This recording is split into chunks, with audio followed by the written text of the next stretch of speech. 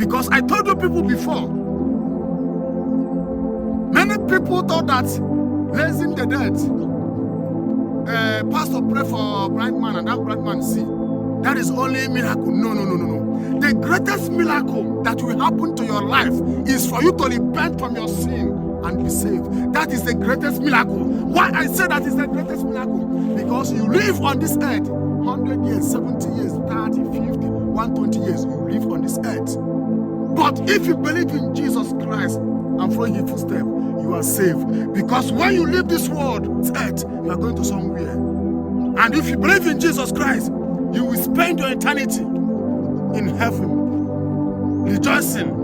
But if you don't believe in Jesus Christ, if you are living in a sinful life, you will go to hellfire. You will spend 1 million years, 10,000 years in heaven. You will spend 10,000 years, 1 million years, forever and ever in hellfire. Now, but if you say you believe in Jesus Christ when you are when you're there on this earth, you believe in Jesus, you follow the footsteps of Jesus. And the later, you do not go to hellfire, you go to heaven. That is the greatest miracle that will happen in your life.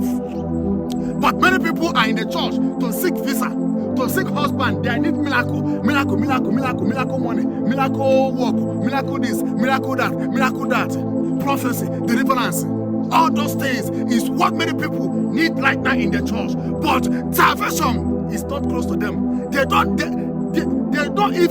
not even thinking of salvation. They are not even thinking of their salvation. They are living comfortable in their sin, but they want God to perform miracle to them. You will get all those things that you are looking for, but when you get it, you will lose your soul at the end. Jesus said, what shall we profit a man to gain the world and lose his soul? You will get all those things, but after getting all those things, when will you spend your eternity?